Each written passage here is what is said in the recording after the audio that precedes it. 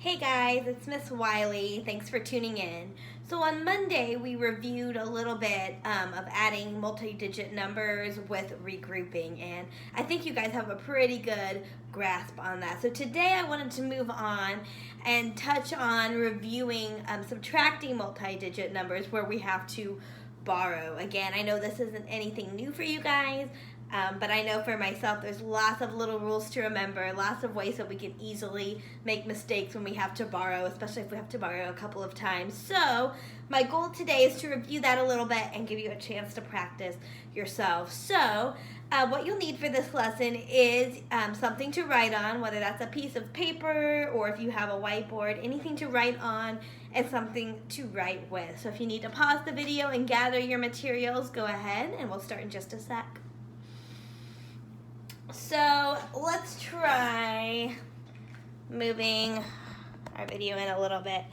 So in our first problem here, we have 777 minus 199. So the first thing, just like when we're adding, I have to go to the ones place. Now immediately I notice a problem. I have to start at the top and go down. I know I cannot take 9 away from 7. And what I see a lot of students do sometimes is when they come to something like this, they want to take the 9 and subtract the 7 because that's something you can do pretty easily.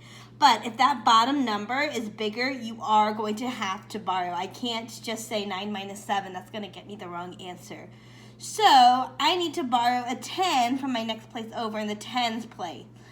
Now, another hint I want to give you is don't try to work too far ahead. I know another thing students do is they try to keep going down the line. Just do one borrowing at a time, work on one place value at a time is a tip I will give you. All right, so I need a 10 from this place, so I've got to take 1 away, so my 7 becomes a 6. I have to take 1 10, bring it over here, so my 7 becomes a 17. And now I'm focused on 17 minus 9. So 17 minus 9 is going to get me 8. So I'm going to put that in my ones column. All right, so now, like I said, let's do one place value at a time. I go to my 10. 6 minus 9. I cannot do that. So I'm going to need to borrow again. So in my hundreds place, I can take 1 away from the 7. It's going to become a 6.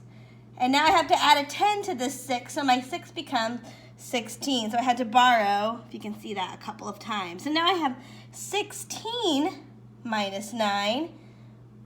Give me a second to see if you can figure out what that is. That's going to be 7. So I'm going to put a 7 here. And then thankfully we are going to be done borrowing. 6 minus 1 is going to get me 5, and I have my answer. All right, what I'd like to try now, I move this over so we can hopefully see our next problem there. We have 9,474 minus 5,690. I want to give you a chance, if you'd like to pause this video, you can copy down this problem. I'd like for you to try it yourself, and then if you unpause it in just a second, we'll talk through and see if you got the same answer that I got. So what I'm going to do is I'm going to start at the ones place. So it starts easy enough. I've got 4 minus 0, which I know automatically is going to be 4. Moving right along. 7 minus 9, I cannot do. That bottom number is bigger, so that tells me I have to borrow 1 from next door. That 4, I got to take 1 away from it, so it's going to become a 3.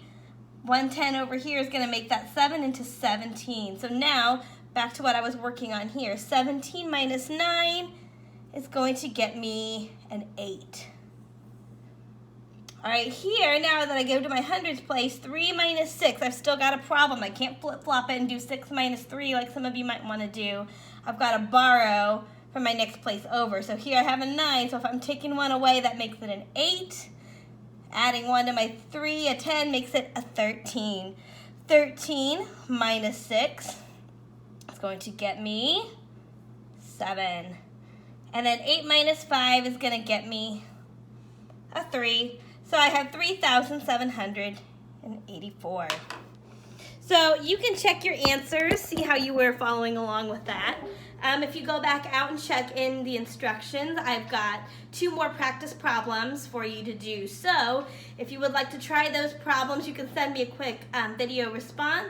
Show me what you did with those practice problems. If you even want to walk me through how you solved it or where you had to borrow, that would be great. So go ahead and try those other problems. Show me what you got, and I'll look forward to hearing from you soon. Thanks, guys.